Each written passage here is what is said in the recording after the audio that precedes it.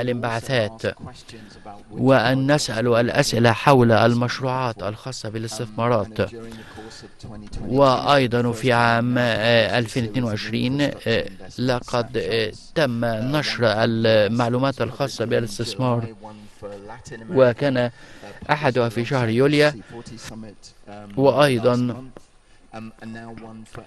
الآن لدينا أحد هذه الأمور الخاصة بأفريقيا والذي تم نشره الأسبوع الماضي، وهناك مشروعات النقل التي يمكن أن تساهم في هذه الأنشطة وهذا الأمر.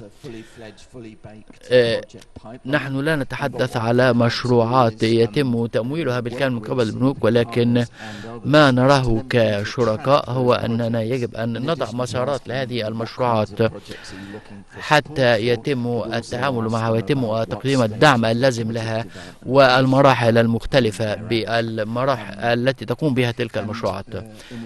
وعلاوة على ذلك فإننا يجب أن يتم إتاحة هذه المعلومات وتلك الأنظمة، وبالتالي فنحن كشركاء نستطيع أن ننجح في تحقيق وفي سد هذه الفجوة التمويلية الخاصة بالمدن وتحقيق الأنظمة المختلفة توفير التمويل الخاص ب100 مليون دولار، وتقديم الدعم من ألمانيا ولوكسمبورغ، بالإضافة للدعم الذي يقدم من ألمانيا ولوكسمبورغ، وكذلك تحقيق نوعا من النمو والتطوير والمشروعات المختلفة التي تتلقى الدعم عبر عامان من التمويل. إذن يمكن أن نتقدم وأن يكون هناك العديد من البيانات حول المدن والمشروعات، وكذلك على الجانب الآخر أن يكون هناك تمويل متاح وبشكل خاص في المراحل الأولى حول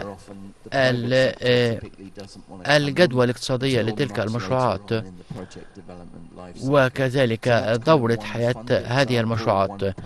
يجب التعامل مع كل الأمثلة وغيرها في أقاليم مختلفة من العالم، وهذا يجعلنا متاحين، وأستطيع أن أتفق معك فيما يتعلق بهذه المعادلة، وكذلك التعامل مع شركائنا والدور الذي يمكن أن يلعبوه في مسألة التعويض الخاصة بالمستقبل. أود أيضا أن أذكر مبادرة الرئاسة المصرية التي أطلقت اليوم والخاصة بالصمود العمراني العالمي المستدام للأجيال القادمة، وهذه أحد المسارات المهمة. والتمويل يأتي على الجانب الأفقي، وهناك مجموعات عمل تتعامل مع الأمر، وأتمنى أن يتم تفعيل تلك المبادرات بشكل جاد وأن تتلقى الدعم المناسب والذي يشمل الأطراف المختلفة.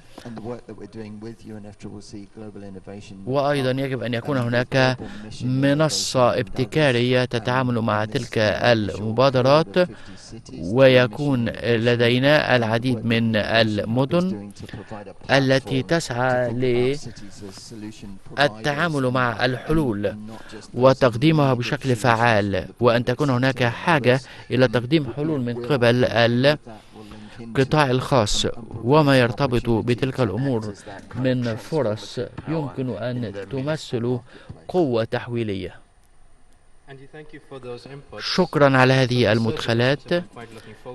إذن نحن نسعى لتحقيق الصمود الأجيال القادمة، وهذا شيء يتم تسهيله من خلال هذه المبادرة. شكرا توماس. لكي ننهي هذه الجلسة، هل تود أن تشارك معنا أي أفكار؟ بالتأكيد أتفق مع زميلي في أن مسألة التوفيق مهمة جدا. نحن ننظر في قضية التمويل والنقل، دائما ما يقال أن هناك المال الكافي والمال متاح، وعبر هذه الخطوط فإنني دائما أكون مهتم بذكر التقارير الخاصة بالجهات المتعددة والتي تقدم العديد من القضايا حول زيادة فرص تمويل هذه المشروعات. ودعني دائما ما نبدأ بالسياسات وبالطموحات كما يظهر من المدخلات. الأمر مرتبط بخرائط الطريق وبالثقة في أن المخاطر يمكن تخفيفها والطموحات يمكن تحقيقها والسياسات يمكن أن يتم إيجادها، وننجح في التعميم واستخدام المركبات التي تتميز بصفر انبعاثات. ويجب أيضا أن نخلق السوق المهم. يجب أن تكون هناك القاعدة المناسبة وأن نحافظ على درجة 1.5، وهي ليست هدف ولكنها حد يجب التعامل معه. فإننا إذا ما أخذنا هذا في الحسبان فإننا سنتعامل بشكل أسرع مع تلك القضايا وتلك المشروعات ونفعلها للوصول إلى هذا الحد الذي نسعى إليه. أنت ذكرت أحد المشروعات في أمريكا اللاتينية وفي الهند، وهناك دول في أفريقيا بدأت تتعامل مع استخدام الحافلات الكهربائية. والسؤال هو كيف يمكن أن نخفف المخاطر. بمجرد كيف نخفف المخاطر المرتبطة بهذه الاستثمارات. نتحدث هنا عن النماذج الأعمال، ونتحدث عن البنية التحتية وأيضا الخطط المرتبطة بتلك المركبات. يجب هنا أن نتحدث ونتعامل مع الاستثمارات بطريقة تخفف المخاطر وتمنح فرص للتمويل الحكومي وتقديم العديد من الضمانات حول آليات التمويل المختلفة وتقليل المخاطر. إذن هذه الهندسة التمويلية أمر هام جدا، وهذا يمكن أن يحدث من خلال ما نسميه العمليات ثلاثية الأطراف والحكومة والمستثمرين والقطاع الخاص. وتبدأ المناقشة من البداية حول الفرص، وأن يكون هناك مشروعات تحولية على مدى واسع يتم تطبيقها، وأن يكون هناك تعاون أساسي عبر المدن وعبر الأقاليم وعبر القطاعات المختلفة. شكرا على هذه الكلمات الختامية المرتبطة بموضوع التمويل. أود أن ألخص ما تم الوصول إليه، ومن فضلكم اعطوني ثانية واحدة. كان هناك نقطتان مهمتان أشكركم عليهم، وأعتقد أن ناقشنا العديد من الموضوعات الهامة وبشكل مطول، وركزنا على نقاط مهمة. الأولى هي أن تكون هناك سياسات، وهي أن يتم تطوير هذه السياسات، وأن يكون لدينا قدرة على التنبؤ بالسياسات والإجراءات الخاصة، والتركيز على تمكين قادة المستقبل على تحقيق الأهداف المرجوة. إذن هنا نركز على التمكين والإتاحة. وننتقل هنا إلى النقطة الثانية والنقطة الثالثة التي ذكرتها، هي قضية إعادة التصنيع. وإذا نحن هنا نتحدث عن استخدام الدراجات أيضا، وهذا أمر جيد جدا، ويجب أن تكون هناك البنية الأساسية التي تسمح بهذا. هذا أمر جيد جدا، ولكن هناك بعض الإجراءات المرتبطة به.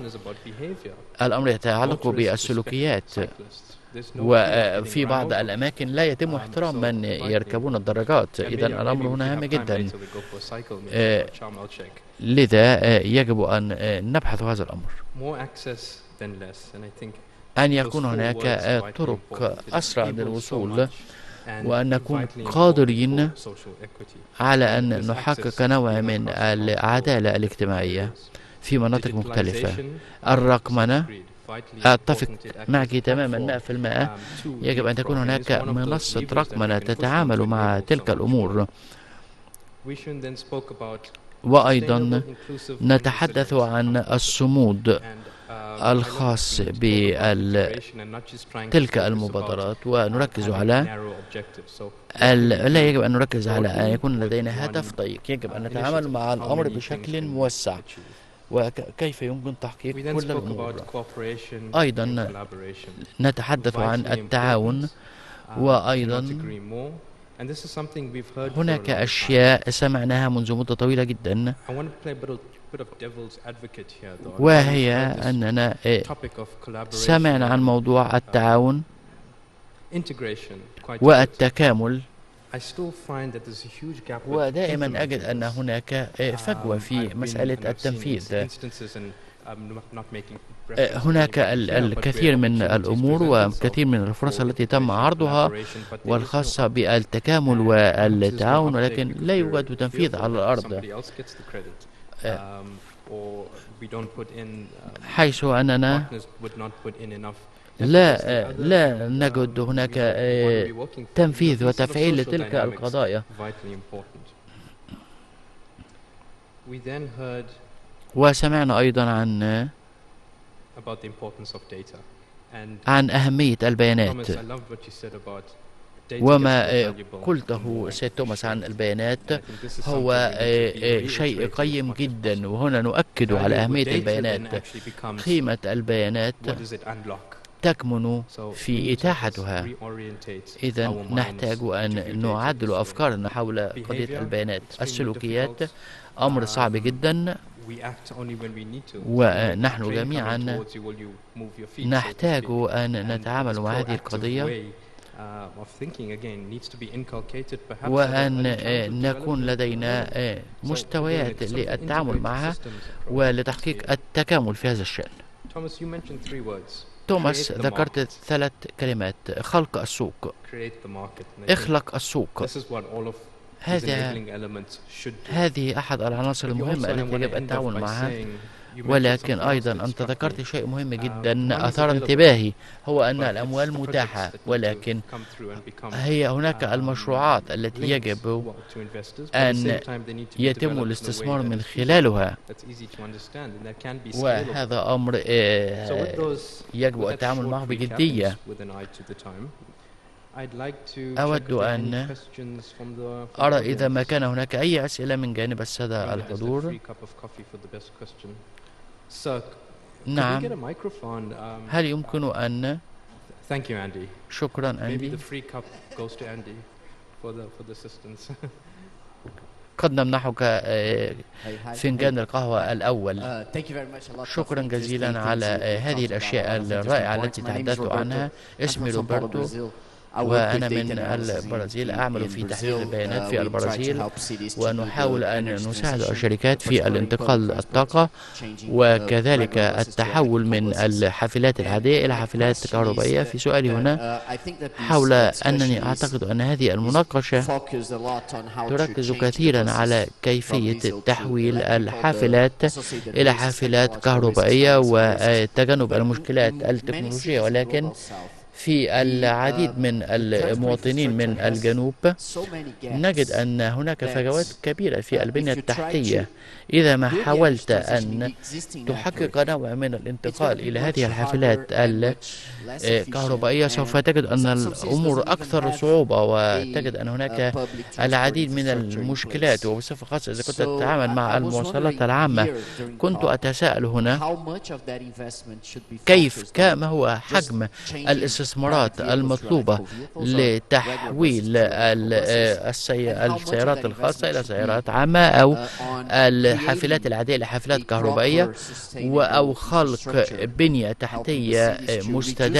كيف يمكن للمدن أن تقوم بهذا الأمر، وكيف يمكن أن يتم تقديم المواصلات العامة بشكل أفضل؟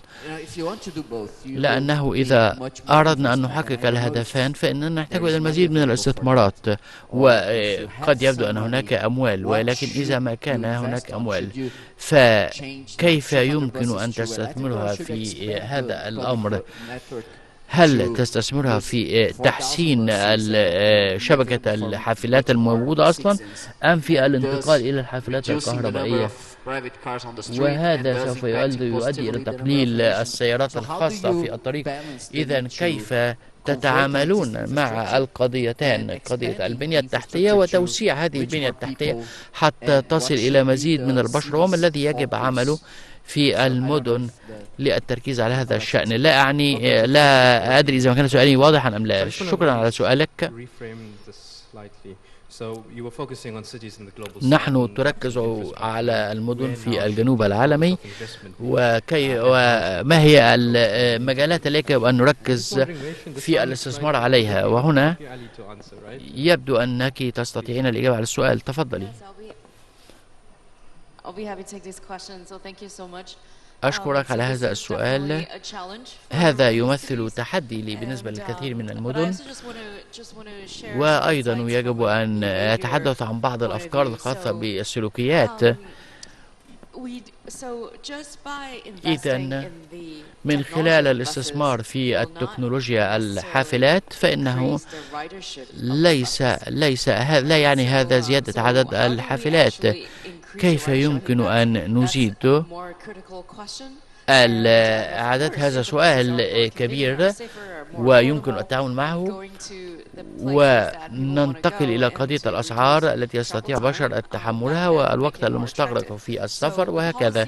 إذن السياسات هنا حول إنفاذ تغيرات وتكنولوجيات مختلفة. وأيضا هناك نقطة مهمة جدا حول كيف يمكن أن نقنع البشر بتقليل الاعتماد على استخدام سياراتهم الخاصة. وأحد الأشياء التي اكتشفناها هو أن المبدأ الأساسي هو أن اختياراتنا يتم التعامل معها من خلال تقديم المزيد من البدائل، والتي نستطيع من خلالها أن نقلل استخدام السيارات الخاصة. نحن هنا نتحدث عن الحافلات والسكوترز، وكذلك استخدام وسائل غير تقليدية أخرى. إذا نحن هنا نتحدث عن وسائل تم تبنيها وتم التعامل معها بالنسبة للسكان، والحل هنا هو أن يتم التعامل مع كل الأمور في وقت واحد، وأن يكون هناك نوع من الريادة وتقليل الانبعاثات في المدن. Andy, I can sort of see you twitching there again. I'm not sure if you'd like to provide some input here. Yeah, and I was just going to add, I think it enormously depends on local context. In other discussions, people have grown a bit tired of me kind of saying that. But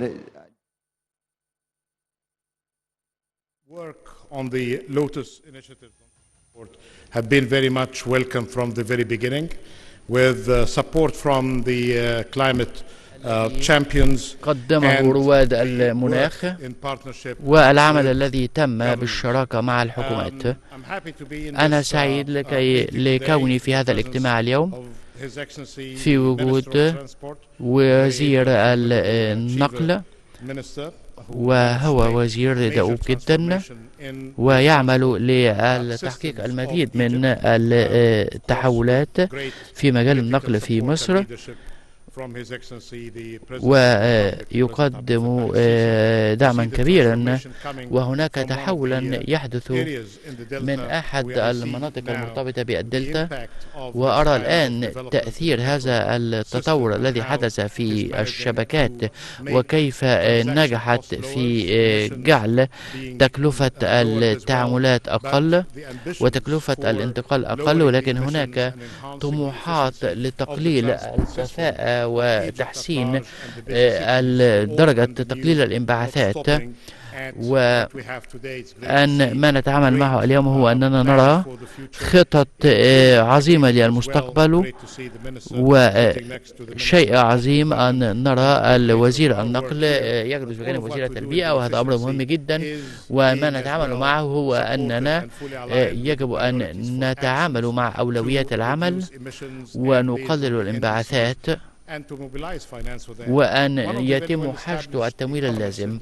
أحد الأمور الهامة هنا والتي طرحها البروفيسور كولير أستاذ علم الاقتصاد في جامعة أكسفورد هو أنه تحدث عن المدن والمجتمعات المحلية بطريقة بسيطة. المدن تعتبر هي أدوات التوصيل الأساسية، إذا ما فشلت فإنه سيكون هناك فشل عام، ويجب أن يكون هناك تركيز وزيادة للأنشطة المرتبطة بالبشر، وأن يكون هناك شبكات اجتماعية خاصة بالمدن وبالمواطنين. إذا ما نحاول أن نفعله هنا وبشكل أساسي، إذا ما تناولنا منهجية أو مقاربة شاملة لهذا الموضوع، فإن مبادرة لوتس تركز على العديد من التحديات، ولكننا نتحدث مع الأمر بشكل مهم جدا. إن توسيع نطاق المشروعات، ويجب أن يكون هناك نظام بيئي يتم دعمه، وأيضا نعمل على التعامل مع نظام النقل والمواصلات الغير رسمي، ونستهدف تقليل الانبعاثات. وأيضا لدينا تقليل الانبعاثات، وهي من الأهداف، هو الهدف رقم 13 في التنمية المستدامة. كذلك أيضا بناء القدرات وتحقيق أطر سياسية تتعامل مع الدول منخفضة متوسطة الدخل، وهذا يتعامل مع قضية ليس فقط قضية البنية التحتية المعقدة، ولكن قضية البشر الذين يستخدمون هذه الأدوات الخاصة بالبنية التحتية. هذا ما وددنا إلقاء الضوء عليه حين نتحدث مع توطين مع كل الحلول، ولهذا فإننا نتطلب المزيد من التمويلات السخية للتعامل مع هذا الأمر، ولوتس تحتاج المزيد من التمويل لتحقيق الأصول الخاصة بالانتقالات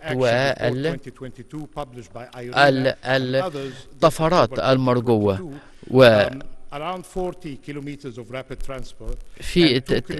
تم إضافة حوالي 40 كيلومتر من طرق النقل، وهذا عمل رائع، ولكن نحتاج أن نوسع نوع هذا العمل. ما نوع التمويل الذي نحتاجه؟ من هناك التمويل العام، وسواء من خلال الضرائب أو من خلال الاقتراض من الخارج حتى نقوم بتمويل هذه الأنشطة. وهذا يذكرني بالجزء الأخير، نظام التمويل المتاح. هذا النظام ليس عادل ولا يتمتع بالكفاءة في نفس الوقت، ونحتاج أن نغير هذا الأمر. من العظيم أن نرى ممثلين للدول الصغيرة والاقتصاديات الناشئة، وكذلك الدول التي تنتمي لمجموعة G7 و G20 التي تملك الكمية الكبيرة من التمويلات والبنوك الكبرى. إذا نحن نحتاج أن يكون هناك تغييرا كبيرا، وأن نصل إلى على الأكثر ل1%. إذا ما استدنا من الخارج بتكلفة 0%، فإن هذا سيعني أن هناك معدل فائدة كبير معدل سعر صرف كبير، وهذا سوف يؤثر بشكل كبير، وبالتالي يتم الاقتراض بنسبة 3 أو 4%، وإذا ما تم الاقتراض بشكل تجاري فتكون النسبة من 12 ل 14%، وهذا ليس عدلا. نحن نطالب بمنحة على مدة 10 سنوات، ويكون هناك فترة سماح، ويكون هناك متوسط ربح 1%، ويكون هناك مزيدا من الأدوات التي تستخدم في دعم التمويل، وتكون هناك فترة سماح من حوالي 10 سنوات، والأمر بسيط جدا أن تكون فترة سماح 10 سنوات ويتم الدفع في خلال 30 عاما. إذا ما كان هذا هو الحال ويتم هناك دعما فنيا لهذا الأمر، فإن هذا سيساعد الوزراء والمحافظين في القيام بعمل أفضل في التعامل مع الاستدامة، وأن تكون الأمور أفضل إذا ما كنا نتحدث عن التخفيف. وجمال هذا العمل هو الخلط بين التخفيف والتكيف في نفس الوقت. هنا نحن لدينا خليط من تقليل الانبعاثات وزيادة الصمود. إذا ما نجحنا في ذلك، إذا لم ننجح في ذلك، فإننا سنظل حبيسي الخسارة والضرر. ولدينا العديد من الأمثلة من باكستان في آسيا وفي جنوب أفريقيا وفي أمريكا اللاتينية. الحلول موجودة والتمويل موجود، والمفقود هو القيادة السياسية التي تحدث التغيير. نتمنى في هذا المؤتمر وقبل نهايته نتمنى أن نرى بعض الحلول التي تدعم العمل الفني والقيادات، وكذلك أن يكون هناك قيادات سياسية فاعلة. وشكرا جزيلا.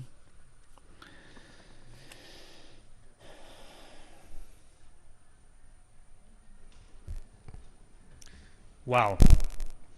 And we have one final speech. ولدينا كلمة أخيرة، May I invite وأدعو Ambassador Ayman Sarwat, Minister Plenipotentiary and Deputy Director of the Ministry of Foreign Affairs in Egypt.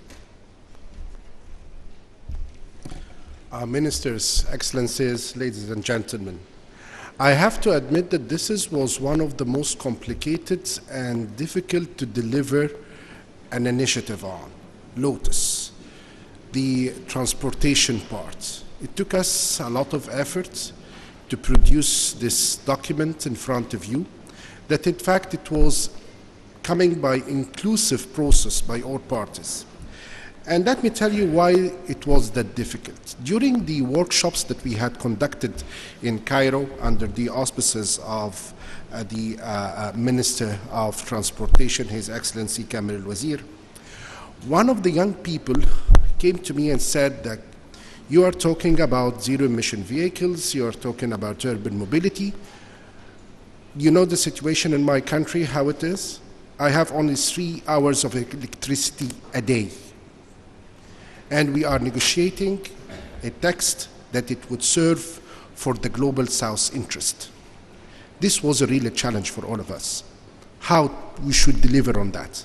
How we gather people together in order to address such type of challenge in least developing countries and other developing countries in Africa and elsewhere in South Asia does not have this luxury of electricity that make them move from one point to another. And the other point was the continuity of work of COP26. In COP26, everybody was talking about ZEFs and the zero-emission vehicles, how it would take us from one point to another. But the urban mobility itself and planning is addressing something between adaptation and mitigation.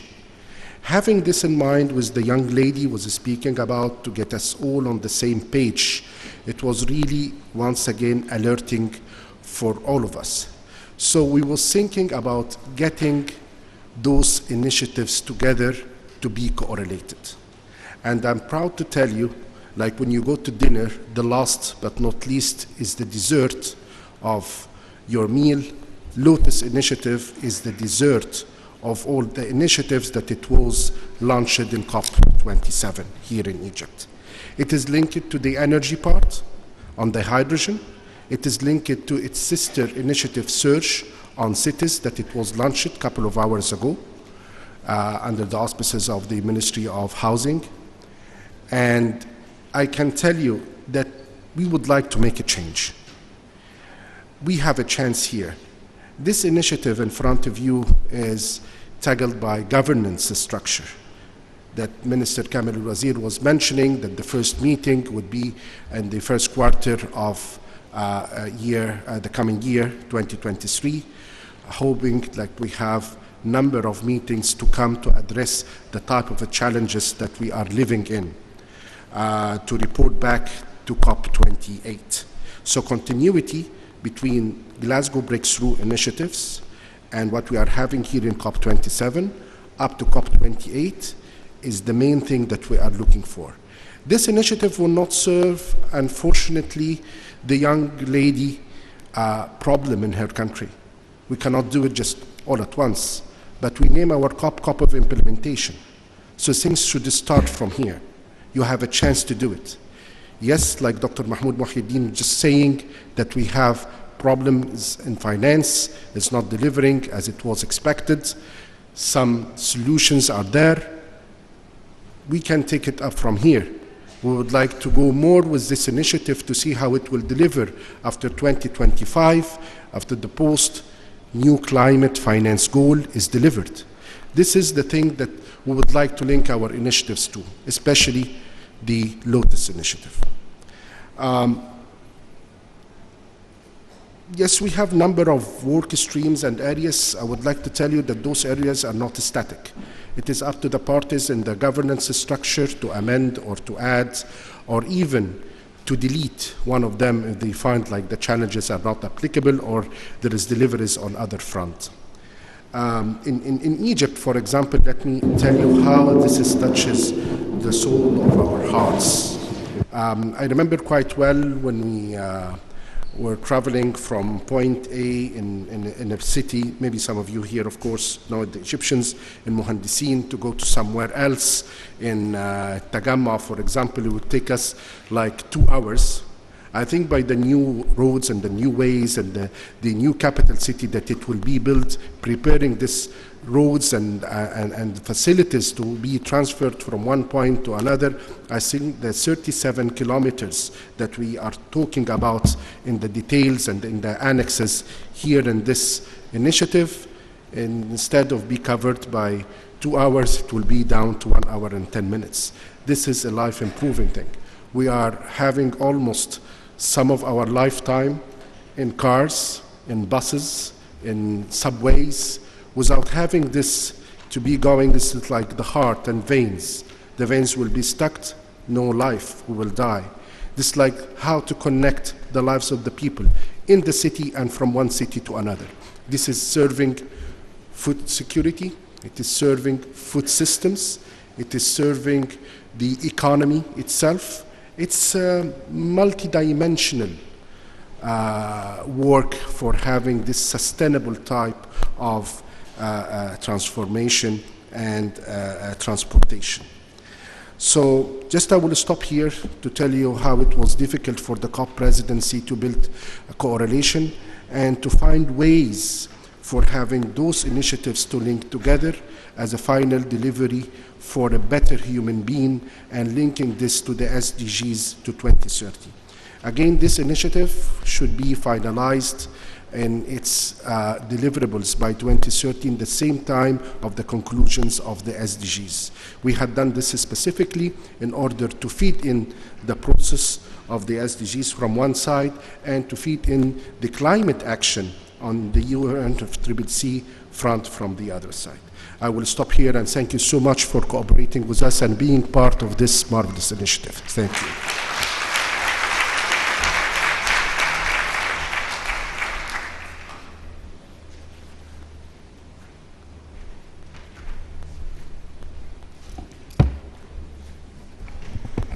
Thank you very much, Your Excellency Ambassador. And if I may invite Dr. Klaus Bonhoff, Director General of Policy Issues from the Bundesministerium für Digitales und Verkehr, to take the stage, please.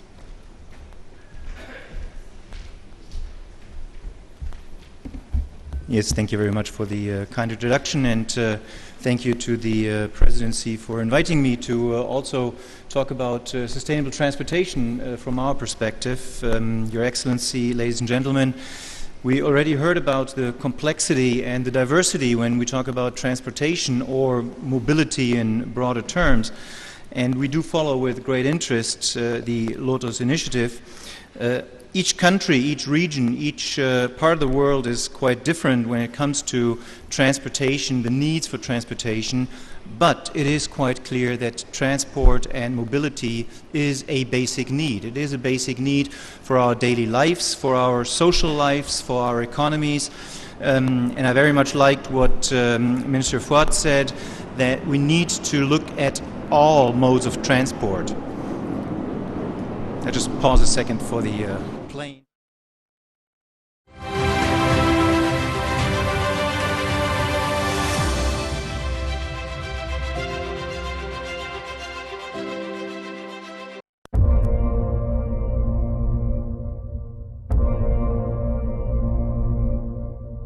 It's the world's most witnessed event.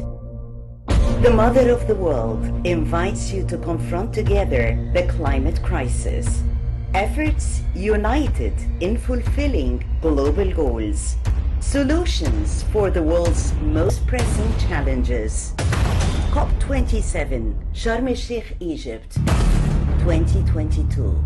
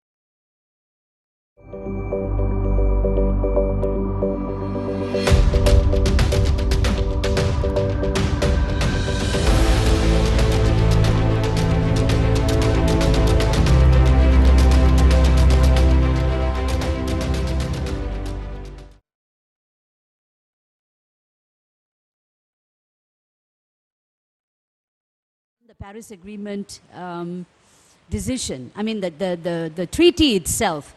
The other is equity and common but differentiated responsibility between developed and developing countries. In the convention, this is very clear under Article 3 of the convention. In the Paris Agreement is under Article 2.2. Yet, developed countries come to this process and say, and particularly the United States, what is equity? There is no equity principle in the convention, which prompted one delegate to actually say it's Article 3 of the convention. And in respect to CBDR, they don't want to reference CBDR. So CBDR is in brackets, and in fact they want it deleted. So this is the foundation of the multilateral regime for the climate process to go forward. The developing countries and developed countries, they have a common but differentiated responsibility, and developed countries are to take the lead. So the developed countries come here, wreak havoc on equity, do not want equity, but talk about ambition. How can you have ambition without equity? For those of you who are looking for fossil fuel language in the text, I'll tell you it won't appear. Because how can you have fossil fuels in the text if developed countries do not want to own up to the fact that they are responsible for the fossil fuel expansion and production right now? And they do not want to acknowledge the fact that developing countries need the transition to the low carbon pathway. And without money, that's not going to happen. Without just transition, that's not going to happen. So they come here and they talk about ambition, and this is hollow, totally hollow. And they are coming here to wreck the talks. At the rate they are going, we are going to get nowhere, and worse, we are going backwards. And so we call out on developed countries, stop holding finance as hostage and to turn upside down the convention and the Paris Agreement, which already is about implementation. Implement your obligations now and don't backtrack. Thank you, Meena. I'm going to turn it over now to Harjeet Singh, who's the head of Global Political Strategy at Climate Action Network International, to talk about the loss and damage negotiations. Thank you, Brandon. Hello, everybody. Good to see you back again. We all know that loss and damage is at a very critical juncture. We only have 36, or less than 36 hours left now, and rich countries continue to resist the proposal that G77 and China has put forth, which is a very comprehensive proposal, at the same time very reasonable, because they are not expecting to hash out all the details at this COP. The kind of stepwise approach they have proposed is the most logical thing that we can do and has a precedence. This is how we had set up Green Climate Fund.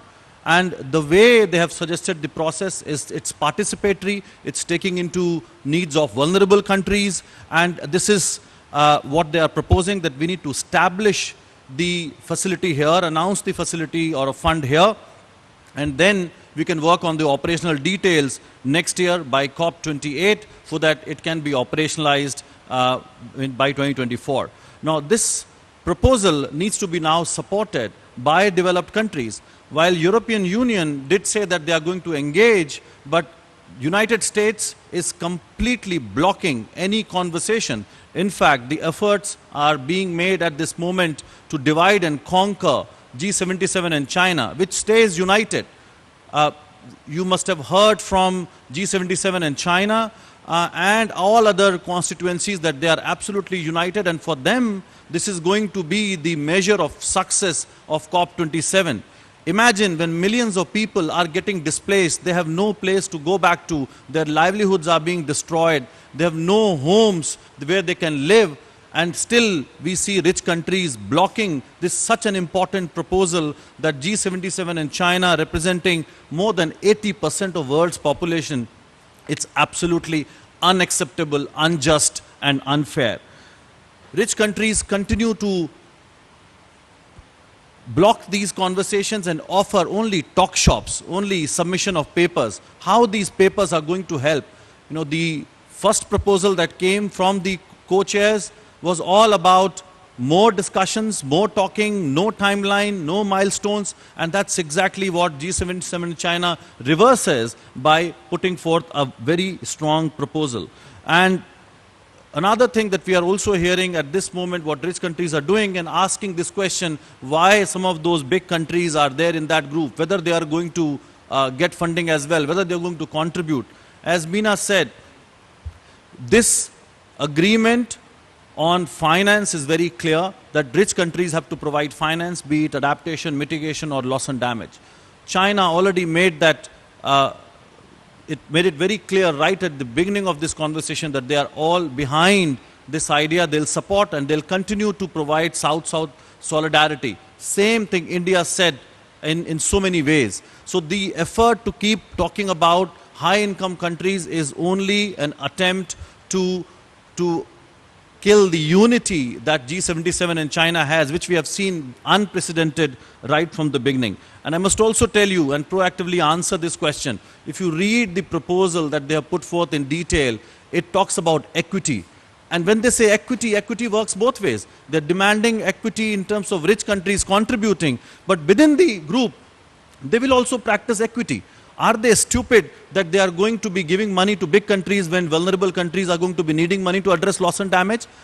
Rich countries cannot stand on a moral high ground and ask this question as if they understand equity. How much they understand equity? Meena just told you about that. They have zero understanding of equity and they think that we don't understand that. We understand it much better, and we as developing country groups have always prioritized that. If you look at the composition of transitional committee, it also makes it clear how vulnerable countries have been prioritized. I'll stop there and I can take questions later.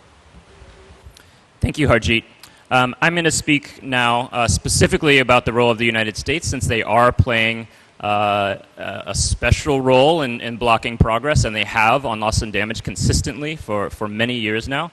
My name is Brandon Wu. I'm the Director of Policy and Campaigns with ActionAid USA, based in Washington, D.C. Rewind a year, the United States blocked the creation of a loss and damage finance facility then in Glasgow that was proposed by developing countries. They tried to remove all references to loss and damage during the IPCC negotiations on the IPCC Working Group on Adaptation report in February. They continued blocking discussions of loss and damage at the intersessional negotiations in Bonn, insisting that we don't need a new fund. And then, in September, Secretary Kerry gave some very defensive remarks in response to a question on loss and damage. And there was suddenly a lot of heat and public pressure on the Biden administration saying, why are you doing this? And they said, okay, well, we'll allow it on the agenda for COP27.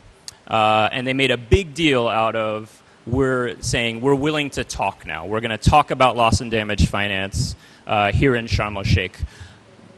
But being willing to talk and what you're willing to agree to are two very different things, and what they're willing to agree to has not changed whatsoever from any of the public or private statements that we have seen from the United States. They continue to say there's no fund needed. It's too fast. We can't set up something new so fast. More research is needed. China must pay. Where's the money? We can't have liability and compensation. The G77 is not united.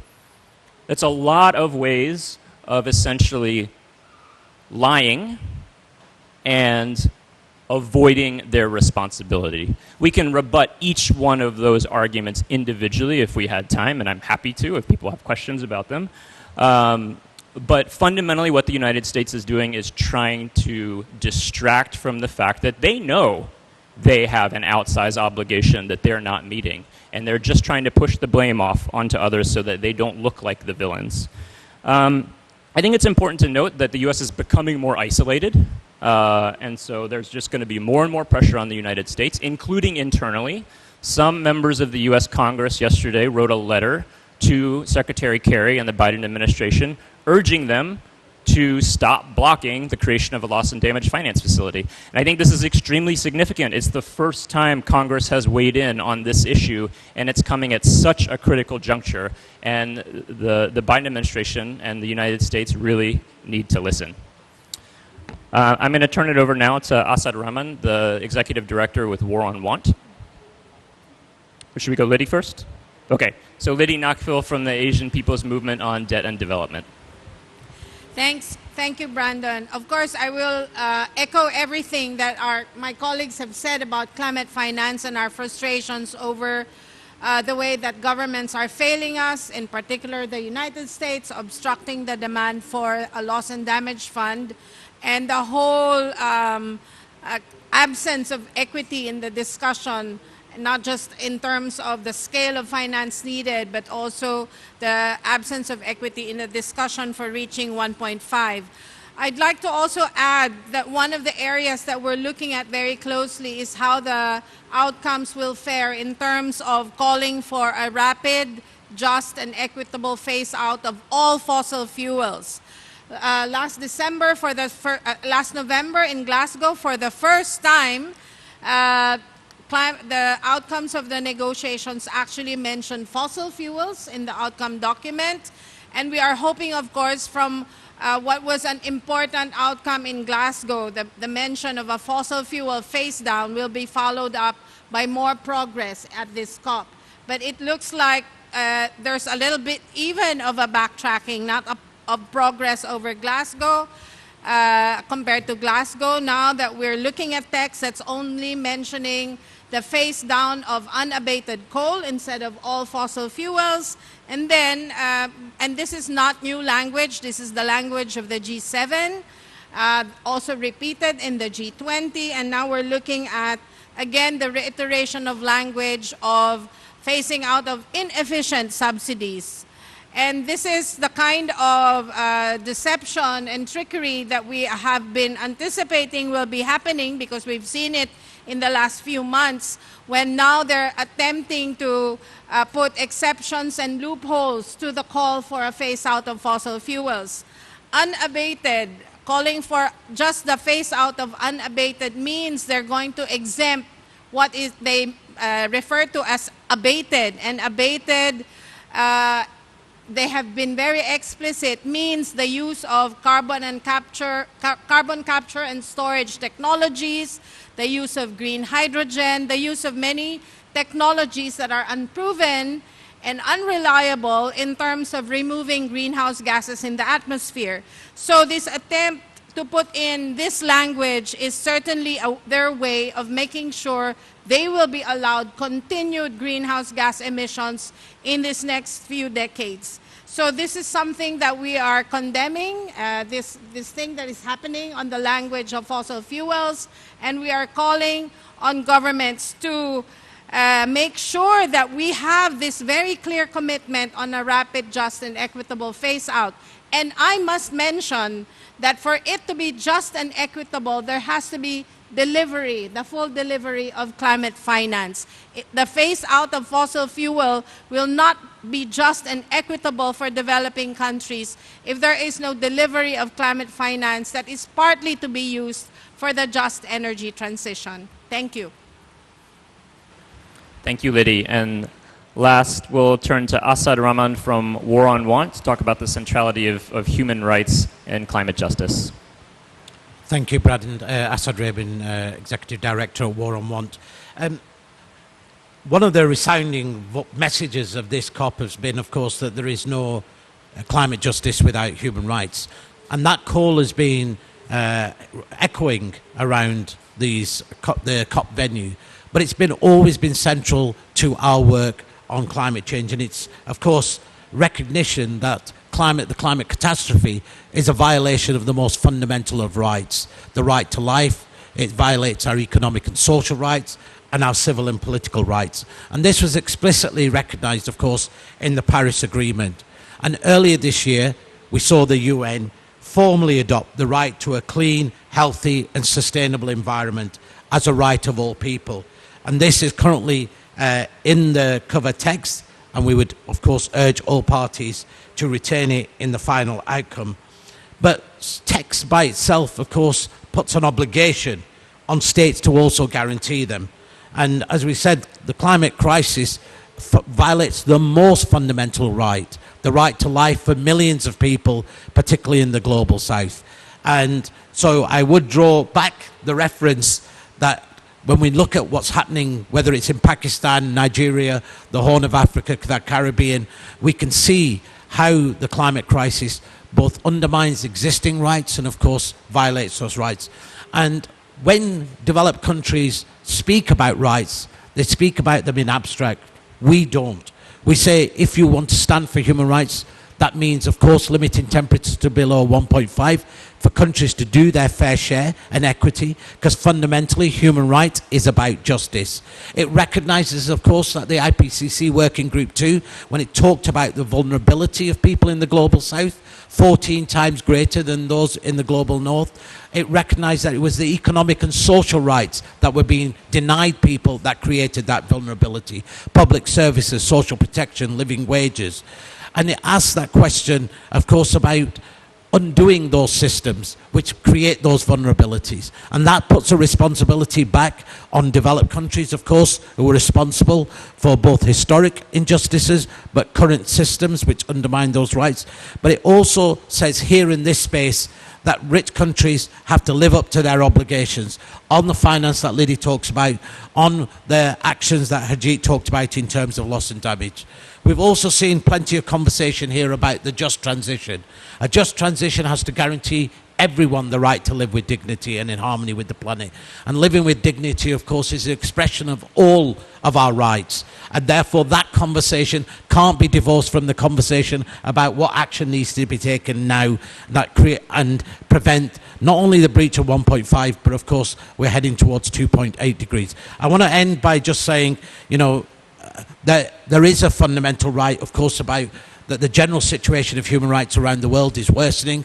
We see the rise of authoritarian regimes. We see the denial of human rights. We see every week 2 environmental defenders being murdered. We see the right to protest being restricted in many countries, and including in developed countries, where we see climate activists being criminalized and being imprisoned. We also make a call on the UNFCCC that in the host agreements that they sign with the hosts of the COP, that they have to guarantee the right of civil society to be able to organize, assemble, protest, free speech, but also the right to be able to participate, because we are the eyes, the ears and voice of those who are the most marginalized, the most impacted, and our voice has to be heard within the negotiations as well. Thank you. Thank you, Asad. Everybody was very disciplined on time, so we have a few minutes for questions. We'd like to take questions from members of the media first. And please introduce yourself with name and outlet.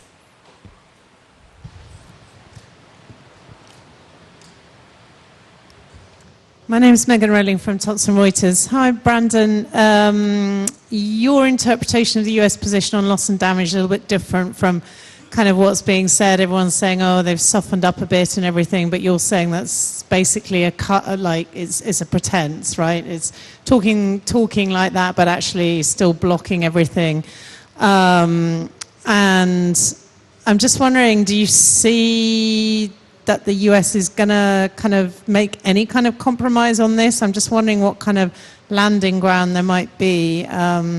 Because, I mean, it seems to me G77 is not really asking for that much, just a political signal on agreeing to establish what is, can you get lower than that? I don't know. That's one question. The other question for Asad is looking at the non-paper, I thought the language on just transition was relatively strong, like there is some kind of process that appears to be being set in motion on that, and I was just wondering what your opinion was as regards to that. No idea whether it's going to stay in there, but yeah, as we are now. Is there maybe one more question we can take before we go to answers?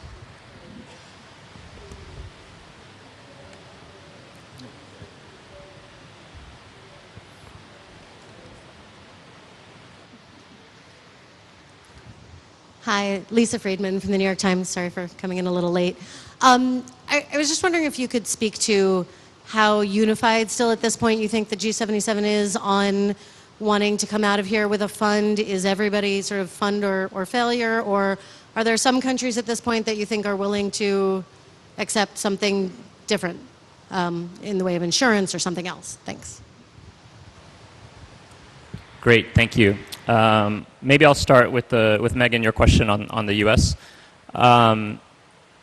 Many in the Biden administration have become very good at saying the right words, right? We hear them saying, we're willing to talk. We hear the cries of our colleagues in the Global South. And here's $24 million for the Global Shield, right? Which is not nothing, but it's almost nothing. And then meanwhile, on the thing that is really the core demand for developing countries, they've continued to say the same lines. We don't think a new facility, we're not ready for that yet. And then they give a number of reasons for why they're not ready for that. So no, the positions at the end of the day have not changed. the position to allow it as an agenda item was really the only significant shift we've seen, and at this point, that's not enough. And you're right, the demand is really fairly minimal, just an assurance that we will have a fund. Assad, maybe you next, or? Okay. Yeah, on the non-paper, the question was for Assad, but I'd like to respond. Actually, just before I came to this press conference, the parties are talking about the non-paper. The non-paper actually is very, very long at this stage. It's just a compilation of all the ideas that have come from parties. In fact, the G77 very clearly said that there are different meanings to just transition. There's just and equitable transition, there's just transition, there's just energy transition. So there's a whole load of language in there. But I think one very significant recognition is the fact that this is really important, because even at the high level segment, which means during the time of the leaders summit last week, there was a roundtable on just transition. So this is really very high on the agenda.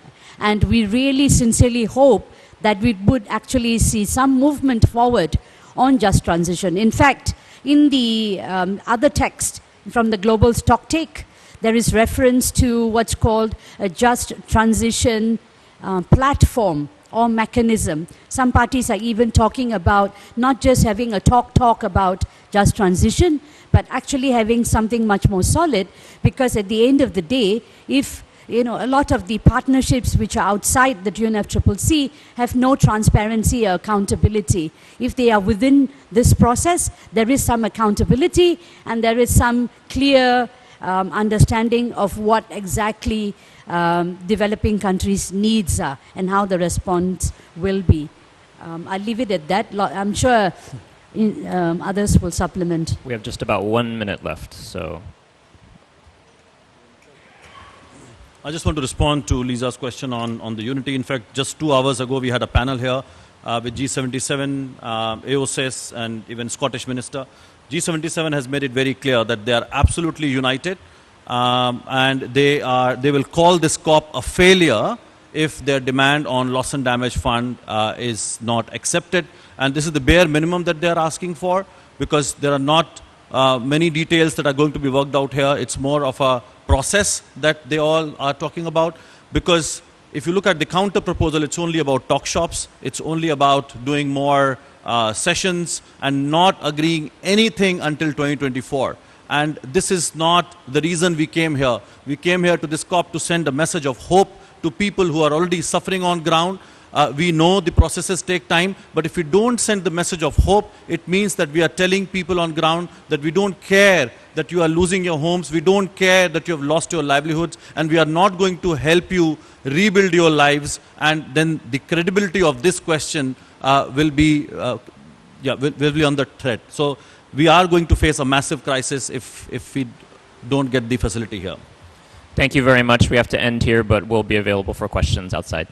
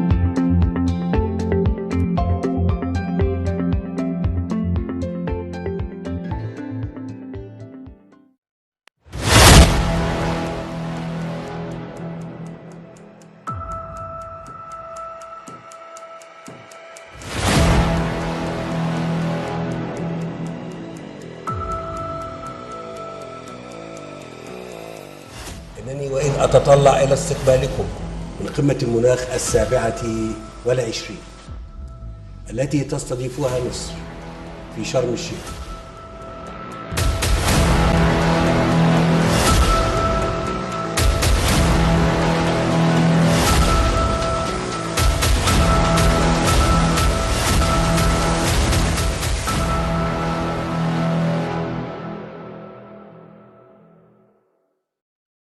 you, from our side, we will do everything to find consensus. Thank you. Bas.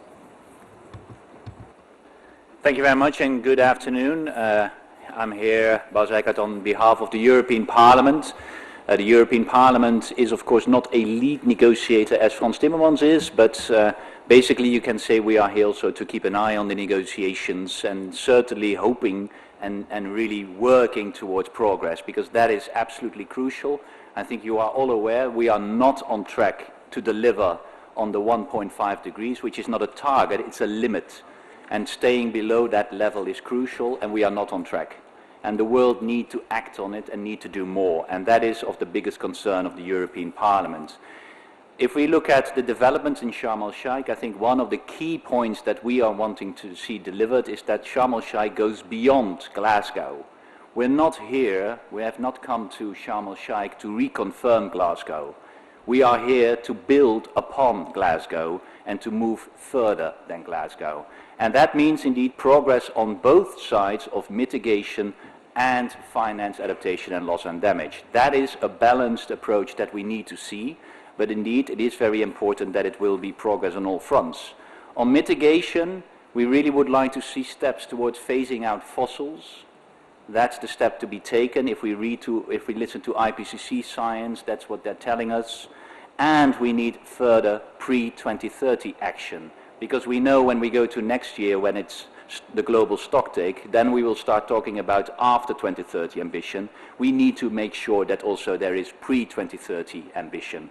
This means that indeed we also need progress on loss and damage. The European Parliament has in its resolution that we are in favor of a facility. However, we do want to stress that this means there needs to be a broader donor basis for a loss and damage. And that is going to be important because we cannot keep on looking at the world as we did in '92. The world has changed, and that also should be reflected in a loss and damage facility. Maybe a last point that I really would like to make that is a big concern for the European Parliament is that on this COP there has been very limited space for our civil society. The issue of climate change is addressing all of us, and therefore it's crucial that civil society will get the space and can speak out on it. And we have seen very limited space for civil society to speak out, and we really want to make sure that in future COPs there is this room for civil society, because they are a crucial partner to make a success out of all the different COPs, and certainly also this one in Sharm el-Sheikh. I think I'll leave it to that as a start off. Thank you very much, Bas. I'll take the gentleman in the front row first.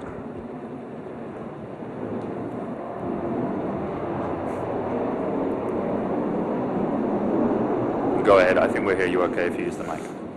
Alistair Thompson from Scoop Media, New Zealand. The presidency statement that was issued this morning is very ambitious. It contains a lot of text. It's very long. My understanding is that everybody is unhappy with it. There sort of seems to be the initial response. I'm curious as to your views on that. And secondly, how bad is the...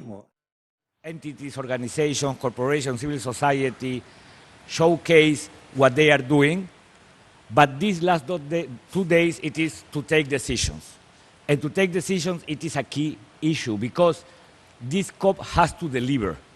And we are not seeing that yet. And we do need to put some pressure to have a strong leadership of the presidency and all the decision makers convening to take those decisions.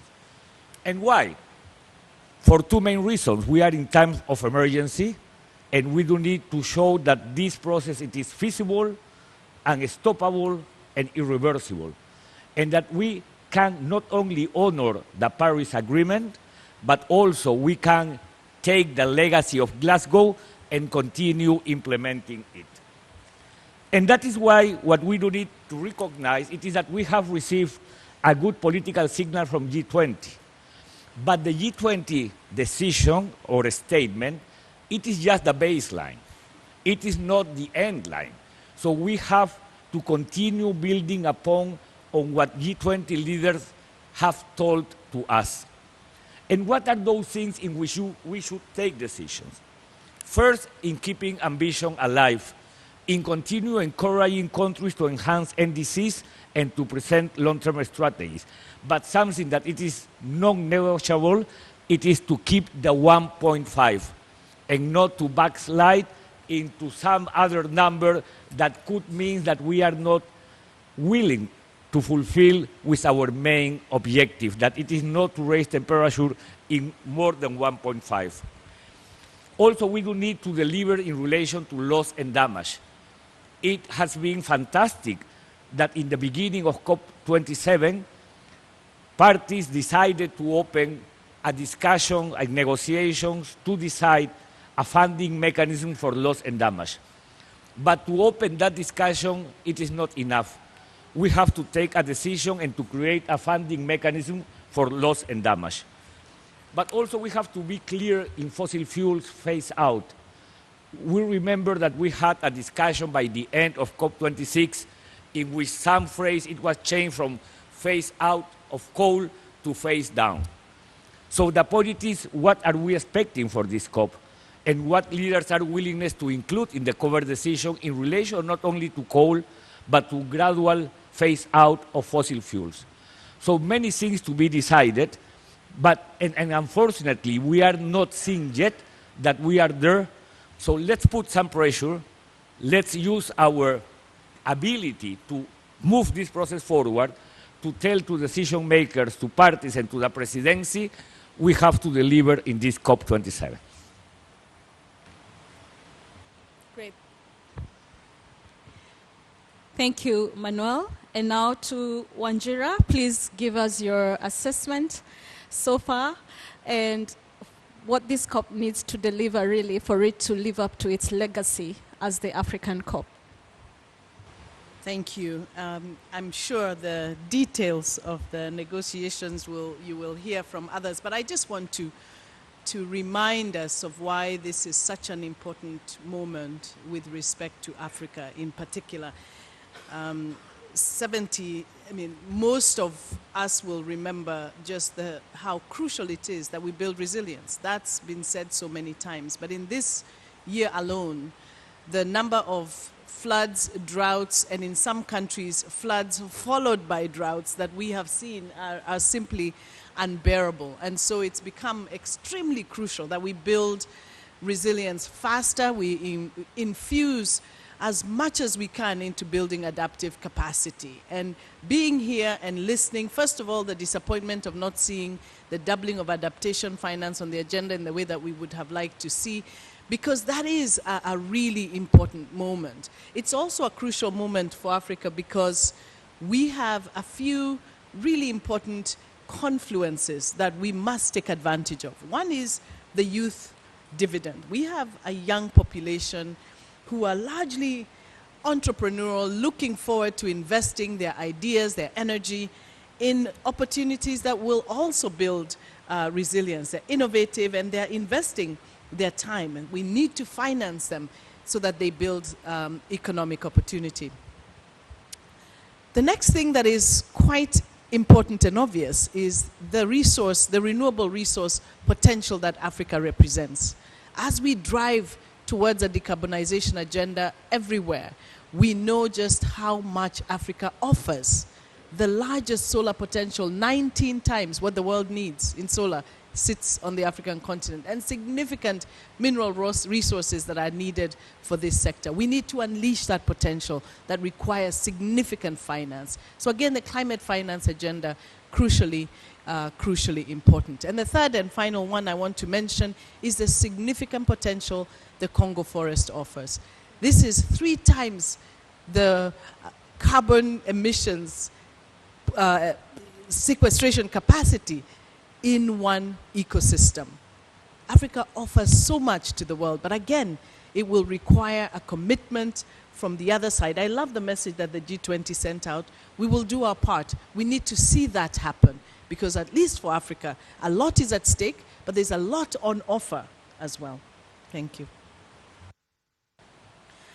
Great, thank you, Wanjira. And now to Lawrence. You were also in this same exact position in 2015, and you understand how crucial the moment is. Your assessment, please, and what needs to happen in the talks to safeguard the 1.5? Thank you, Elizabeth, and happy to be there with very good friends, sharing the same vision, at least at this very crucial moment. Again, we have 2 days. We have 2 days, so it's a long time, but it's a very short time when you look at what has to be achieved. And I think it's a moment to be truthful and really just stop the hypocrisy and really making games around crucial issues. Everything has been said already, but I just wanted to pick 1 or 2. On fossil fuel first, how much time we will stop? And again, in Paris, we could not put anything on fossil fuel really. We have just to meet the targets. Now, at least in Glasgow, we could begin to do that. So we have not to stay where we are, we have to make progress. And that's why this phase down or phase out, even better like Colombia is arguing for, all fossil fuel is a necessity. We cannot just wait. Of course, the traditional response of oil and gas companies is say, oh, we cannot do that overnight. But how many nights they have been saying that? How many nights in years? So I think we have to say stop that hypocrisy that we can decarbonize totally and get over time along for many overnights the fossil fuel system. So that first, and I think everybody has to be clear now during these next 48 hours. On the finance, I think this is going better because we recognize that the financial system is broken, is not fit for purpose. Just when you look at the cost of the climate impacts for the insured assets, it's already by 2022, and you know how few human and capital assets as insured at a world level, so few, in few countries. It's already more than 200 billion in 2022. And if you sum that with a fossil fuel subsidy, which is now around 700 or even more, we are just throwing money out of the windows because we don't want to do the job. So I do think the second thing is the financial system as it is broken anyway, will not work even for the richest countries in the future.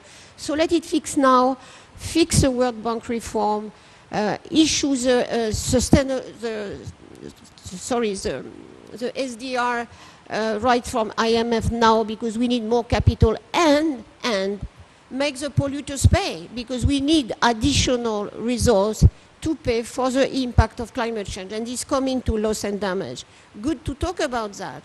But we need emergency fund immediately after that COP in clear windows to fund that.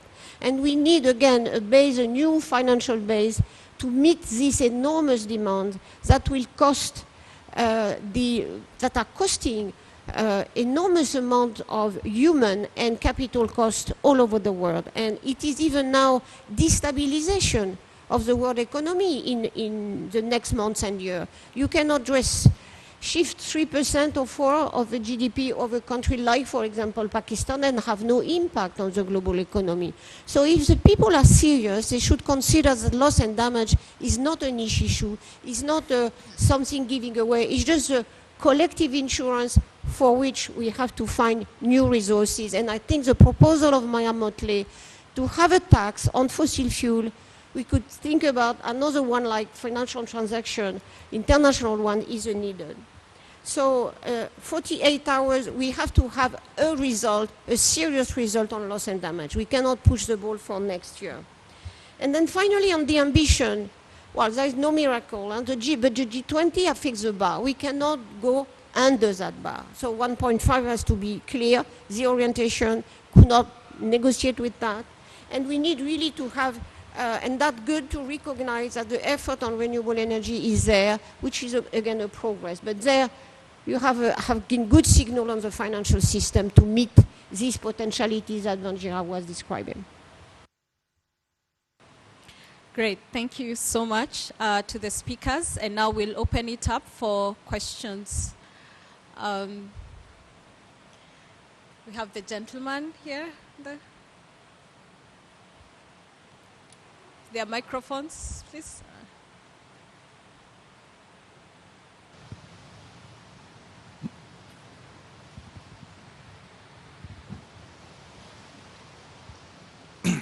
Thank you. Seth Borenstein, AP. For the two former COP leaders, given where we are right now, can you compare this to where you were in your respective years? And we are already hearing many complaints about the Egyptian presidency being slow to get all sorts of things done. Are they behind, and why? And how do you have hope at this point? Okay, so let me answer you first by saying that I won't judge the presidency because the complexity of a COP also it is related to the context in which you are the president. When we were president of COP20, and then with Laurence and Laurent Fabius, president of COP21, it was clear our objective. We were all working together towards an agreement that we got. Probably it was more complex because to get an agreement, it is something really, really complex, difficult, challenge. But we did it, and the French did it, and we got the Paris Agreement. Now we are in a different time. We are in a time of implementation, in which probably what used to be a concrete, very clear single objective, now it is as you have a console and you are balancing sounds, and you are trying to move and to produce the better sound by defining some concrete outcomes. But that sound must sound as 1.5, clearly phasing out of fossil fuels, clearly decisions of loss and damage, clearly among some others. And for sure, it could be complemented by some other element to produce a beautiful song. But what it is clear is that in the last 48 hours, it is a time to be very inclusive and transparent. That is key. That is a key element, because it is a time in which you have to listen everybody, and you have to try to get that consensus by listening to everybody. And that is something that probably used to be exactly the same in Lima in 2014 and in Paris in 2015. And probably, Laurence, I don't know if you want to complement. Not long, because there will be many other questions, but transparency is a key. If not, you increase the distrust which exists already. So I think it's a must. These 48 next hours have to have process that everybody can understand. Everybody can see the position of every country, so they are holding them accountable of what they say, and no closed door type of discussion. That will not work, or if this works, we will have a very frustrated at the end of the COP. So that's my only advice. And in relation to speed, as soon as we can get a more coherent cover decision text, as better. Because I think sometimes in a COP you have to send a good political signal that things are happening, and that we can be optimistic that by the end we could get consensus and a good decision. So I hope that not too late tonight, we can have a more coherent text that could cover what we are expecting. It must be included in the cover decision.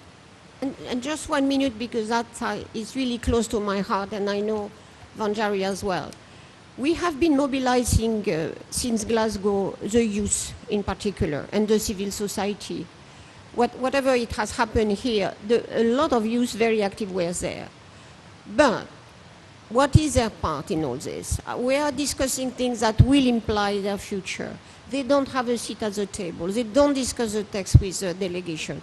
That should not continue ever. They should not be there just as observers or commentators of what is implying their future for them. So I think we should really move that governance of this negotiation further. It cannot continue like this. You're right, Florence. In fact, the young people said to me, it cannot be that the achievement on loss and damage is that we were on the agenda, that we have to move it forward. And you're right about the next 48 hours. Let's not make the fact that it was on the agenda is not the success. Absolutely. Thanks. Thank you. Hi, Lisa Friedman from the New York Times. Thanks for doing this today. We're seeing a number of reports about record fossil fuel representatives on party delegations. There's been oil and gas deals made on the sidelines and during COP. I guess I'd want to know again from the COP presidents, how does this compare to last year? Are you seeing more of an influence of fossil fuel lobbyists than you used to? What does it say about how seriously people are taking the UN climate conferences, that there are oil and gas deals being made while this is happening? And also maybe you can speak to, is the presence of fossil fuel lobbyists having an effect, a direct effect that you're seeing on the debates around phasing down all fossil fuels, not just coal? Thank you.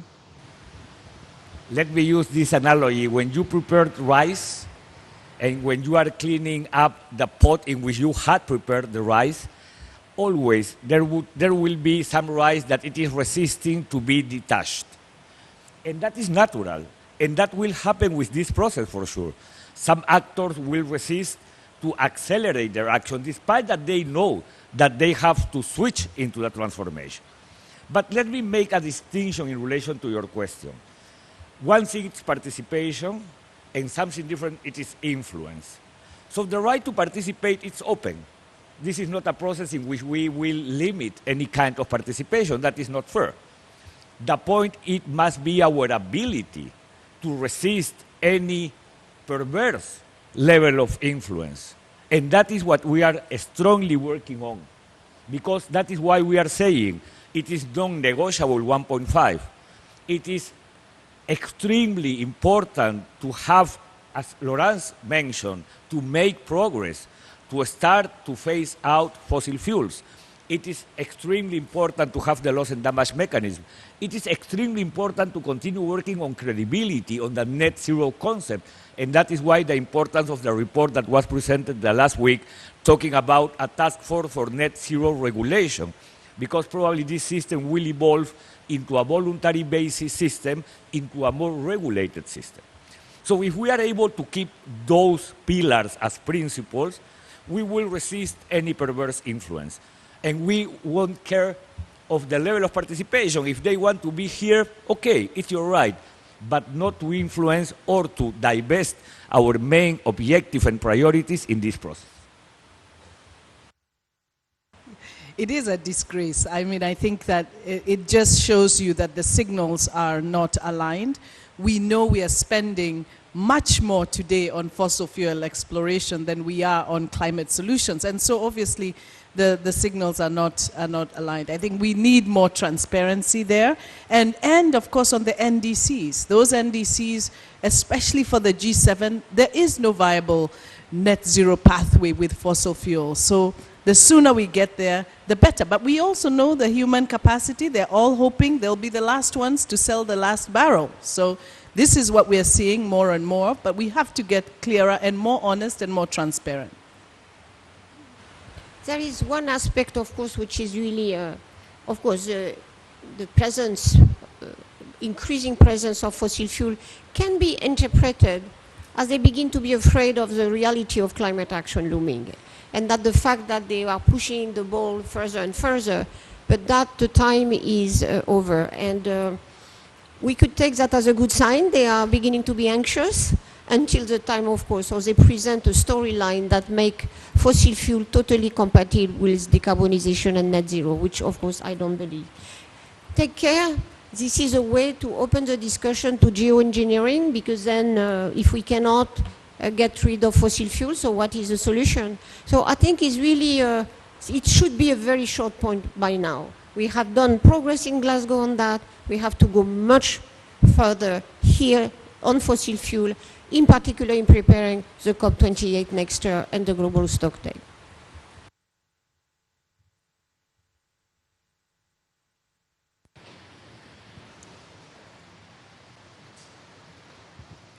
Thais Gadalara from Canal de la Ciudad. To the former COP presidents, and following the first question of my colleague, you mentioned that the next hours needs to be as transparent and as possible as an advice, but I would like to know if do you think that the COP so far has been transparent or not in terms of the negotiations, and something that Laurence Taviana mentioned, the close meetings that have been.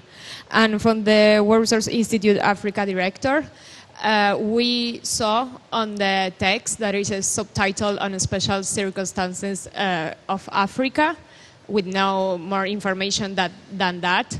don't you think that could be a reason of fight or broke the joint position that the Global South is having on loss and damage? Especially considering the fight on that issue between Africa and Latin America. Thank you.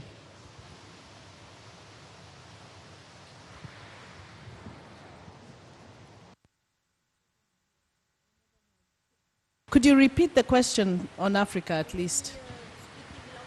You need the mic, yeah. The second one? Yes, okay. In the text, there's a subtitle on special circumstances of Africa with no more information than that. And I would like to know if that could be a risk in order to broke the joint work that the Global South is making for a finance facility on loss and damage, considering the historically fight on that issue between Africa and Latin America, for example. Thank you. Well, I think, and then your first question can be answered. I think that issue will continue to come up, the issue of special circumstances, because it must be acknowledged that for Africa there are special circumstances that surround the realities of the extractive industry, what has happened over time, and the lack of acknowledgement of the historical injustices on Africa's resources and, of course, of frustrating development. So I haven't seen the details and what will come up there, but they shouldn't be mutually exclusive, would be my feeling. And in relation to your first question, let me say that I think that this COP has flowed as regularly COPs used to flow in these first 12 days. And when we refer to that inclusiveness and transparency, it is more about of giving clarity on how much we are moving things into the right direction. What it is not good for a COP, it is when you don't know what is happening, because it is all in closed doors. But when you have a good draft cover decision that it has started to being consulted, that creates a better atmosphere to take decisions. But also in relation to parties, it is important to listen to everybody. I don't remember how many blocks now we do have, but more 15, around 15 blocks. Okay, that takes time, but you do need to consult with the 15 blocks. You do need to listen the smallest country and the largest one of the world in sense of size, economy, whatever it would be the difference. Because that is the way in which you can build trust and get a final decision. One final question. Yes, my name is Leon Lidigu from the Daily Nation in Kenya. And I was in one of the rooms, and when you hear men talk about energy, they talk about energy to power big companies and big, facilities that will pollute the environment yet again. But when you hear women talk about energy, they talk about energy for cooking, for lighting up the home. And now my question is, do you think it's time at the COP presidency where we could have two COP presidents, in the sense that we have one for the male and one for the a male and a female president all at the same time? In my view, it will change the way we contextualize things and work on the COPs, because it will give a much more enriched perspective. Thank you. What do you think, Bonjika? Good idea, I think. I think that would be a great idea, and maybe we should even go further, because as you know, we can't resolve everything at COPs. We need a feminist attitude in our men, and we need them to continue so that we have, we don't have to pick one or the other, but we have solidarity. Because we have a lot of men who are doing a really good job, but we need to do better. And so I would say that we need that outside of COP as well. So, feminization of the COPs as well as decarbonization, no? That's true, right? Thank you so much to our speakers and to all of you. They are available for interviews later in case you may need to continue with this conversation. Thank you.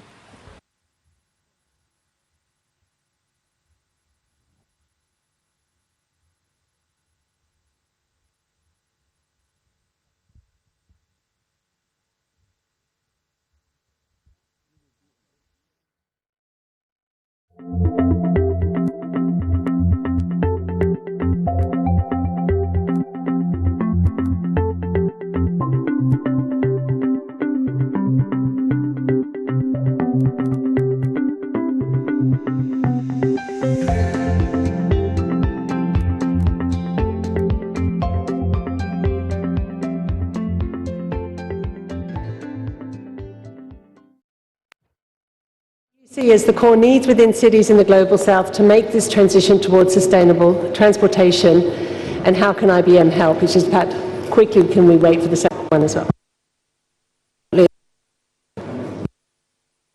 Can you hear me? Okay, great. So I think that my colleagues and previous panelists have addressed what I think we need. In my view, it's an overhaul on urban planning holistically. The previous panelists from Bogota talked about the fact that in solving one problem, you can create another.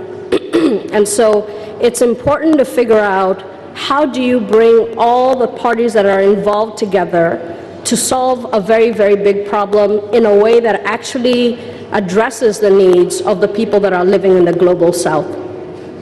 We've seen this as a problem of really understanding what the people need in the Global South. And in IBM, we believe in a concept called experience-led design. And that's really starting with the core question of what does a user's journey look like, right? In this case, what is a person's journey that needs to get somewhere, or what do the goods that need to get from part A to part B, what does that journey look like? And it sounds like a subtle difference between, starting with a solution, but it actually is really, really different. And we've seen it be really effective in urban transportation problems that we've looked at. IBM Research in the Nairobi office did a project, for example, where they were trying to figure out why, although cars in Africa at the time only accounted for 2% of total vehicles in the world, they also accounted for 16% of fatalities globally. And the thought was, probably it's poor driving. And so we equipped vehicles with IoT devices, with cameras, and did a whole study to understand from the images that came out of there, from the data that came out of there, what was the actual problem. And what looked like bad driving was actually proactive driving. So the roads, the infrastructure, and the vehicles were designed for a purpose that was not happening in the Global South. Cars had to compete with push carts, with crowds alighting from paratransit vehicles, with animals in some instances. And so it was a very different problem. If we had started solving for the driving problem, would have been solving for the wrong problem. So it starts with user experience design and understanding what are the actual needs that we can look at holistically to solve the problem of urban transportation. And this will include looking at things like, urban sprawl. If you solve electrification of vehicles without looking at urban sprawl, you're only addressing a very small part of a problem. It includes bike paths, as people have talked about, walkways, etc. So IBM's role in terms of helping solve those problems is multiple places. So we can help with the data. It is a data problem in terms of understanding what is needed to actually create solutions that work. We can help with weather forecasting. We own the weather company. And weather is huge in terms of renewable energy and understanding how much renewable energy will there be. So if you think of how much sun will there be, how much wind will there be, that's all needed to bring in energy resources that will be powering the future of transportation. I talked about some of our methodologies in terms of problem solving, and then we also have platforms that we've used in various places to help with grid balancing and other things that will be needed for the move to sustainable transportation. Fantastic. That's very comprehensive. Staying with the private sector, Cecile, you work for a train company. You build the equipment that we need. How do we deliver successful urban transport projects for the Global South to enhance the socio-economic benefits, integrating modes with informal transport? This is bringing together formal, informal, and the multimodal. How do we address the need? How do we identify that? Thank you. First, I would like to thank and congratulate the COP27 presidency for developing this initiative, Lotus, that we feel is very relevant and that we formally supported yesterday. And indeed, putting active and shared transport at the center of the attention is highly needed. There is a lot of potential in developing urban rail in Africa, to bring decarbonization together with other socio-economic benefits. And we commissioned Ernst & Young to deliver a survey to explore this potential decarbonization and socio-economic. Next COP, today is the day before last of COP27, and it's already the journey towards the next COP is starting, and we believe that COP28 will be very special, and you will hear later about also the potentials that there are with regard to Slovenian pavilion at Expo, which will be relevant for COP28 and other initiatives. So we aim to be the leaders, the thematic leaders, the conveners and enablers of digital solutions community in the UNFCCC process, and we are happy to have you today with us. And I will start showing the video of Tadej Slapnik of Tola Hashnet from Slovenia and the Technology Park Slovenia, which have developed the Meta COP27 initiative.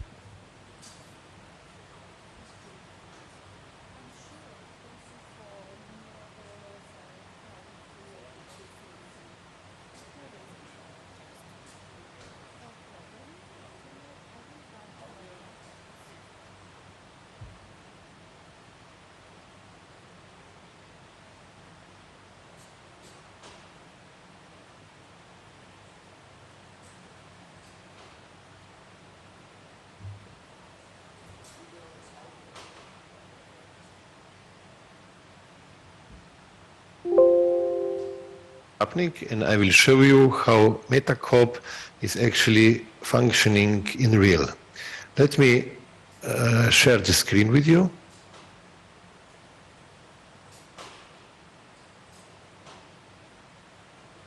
As you can see, this is the presentation video, how the inside of MetaCop looks like when you are entering through this Traverse platform into MetaCop.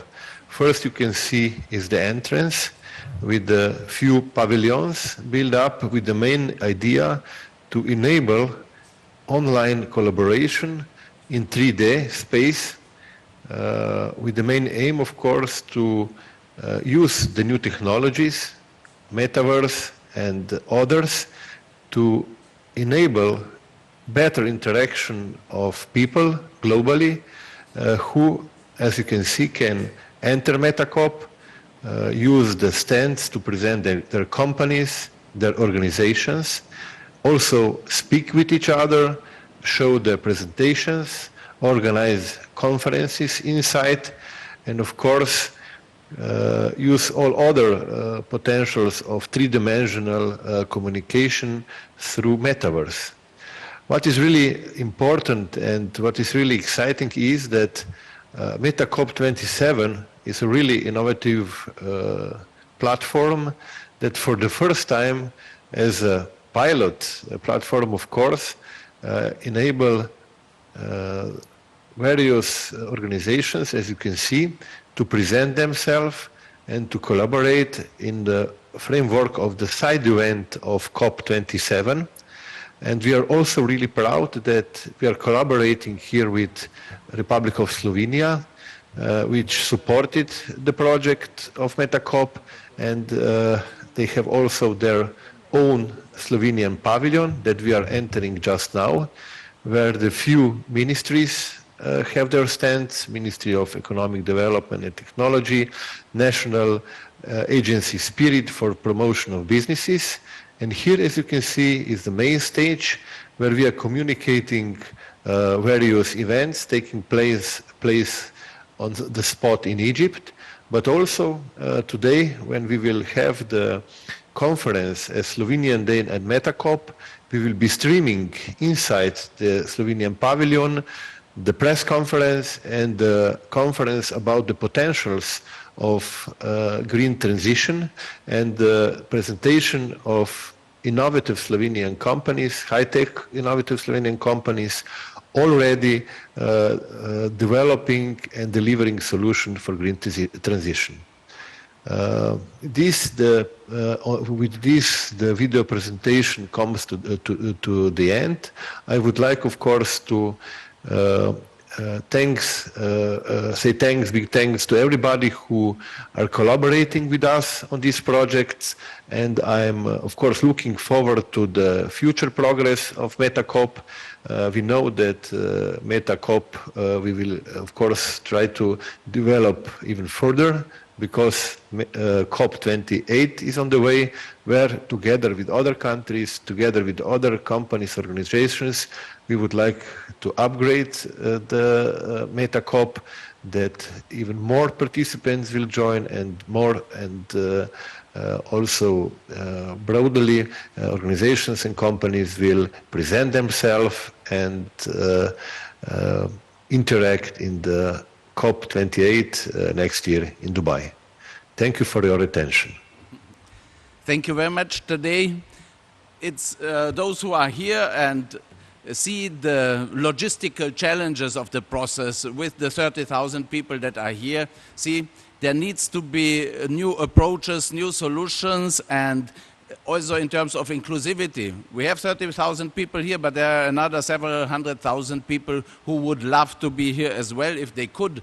So with this kind of solutions, we can open up the space, make the process more inclusive, as we need all of society on our side to master the climate crisis. And now the great honor and pleasure, Your Excellency Sasho Podlesnik, if you could say a few words about how you experience the role of Slovenia and Slovenian solution providers in this context. Good afternoon. Thank you very much. It's a pleasure to be here today, to be able to bear witness to the Slovenian Day at COP27, Digital Innovations for Green Transition.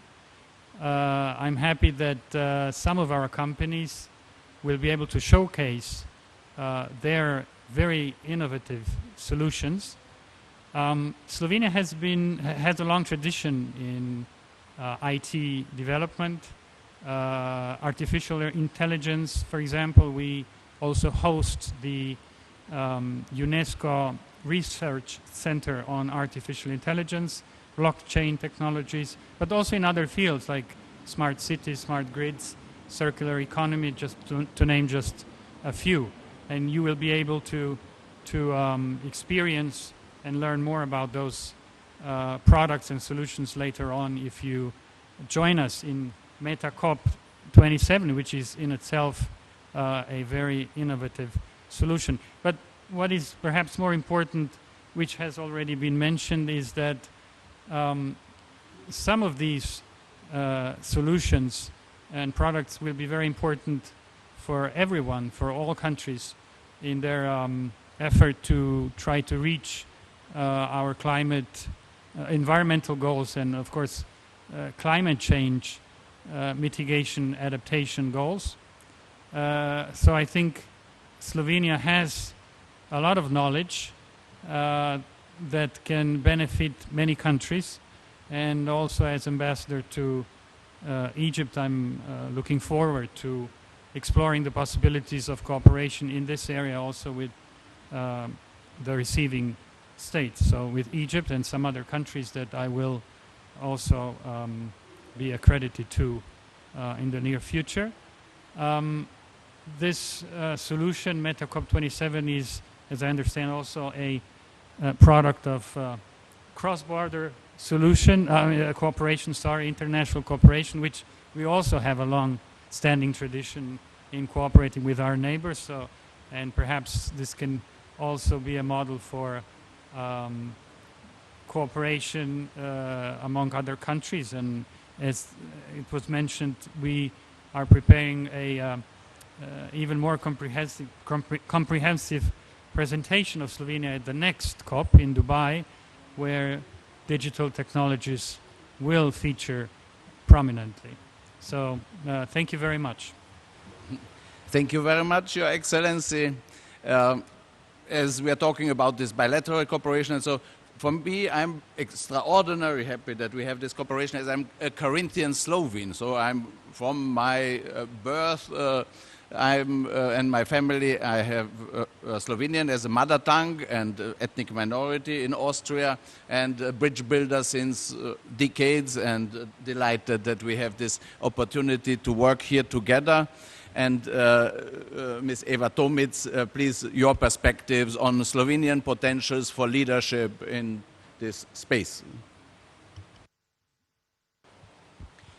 Thank you, Miroslav. Thank you very much for the invitation to this press conference to discuss possible new solutions.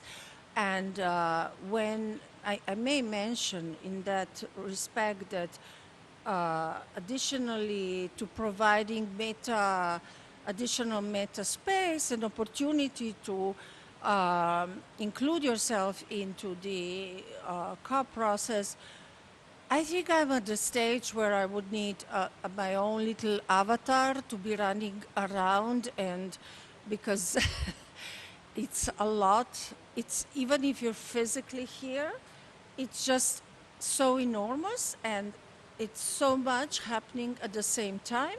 So you really have to prioritize very well. I am a climate envoy of Slovenia, and my purpose is to include climate diplomacy into foreign policy of Slovenia. So I'm trying to meet as many people as possible, hear also their perspectives, particularly from other parts of the world, so as to see where we can come to common understandings on what action is needed. It's also very important from my perspective the interinstitutional cooperation within Slovenia with Ministry of Environment and Spatial Planning, Ministry of Education, Ministry of